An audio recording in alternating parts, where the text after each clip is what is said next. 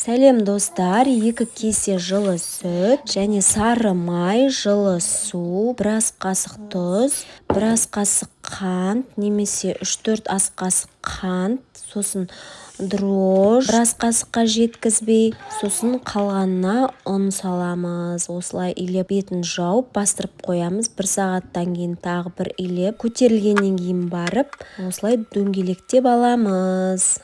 Достар, тағы да айтайын дегенім, маған тіркеліп кетейік, лайктарыңызды аямаңыздар. Және әрі қарай біз дөңгелектеп болғаннан кейін барып, осындай варенка пайдаландым, сгущенка. Енді ортасына саламыз, сосын дөңгелектеп алып, дәл видеодағыдай жасайсыздар.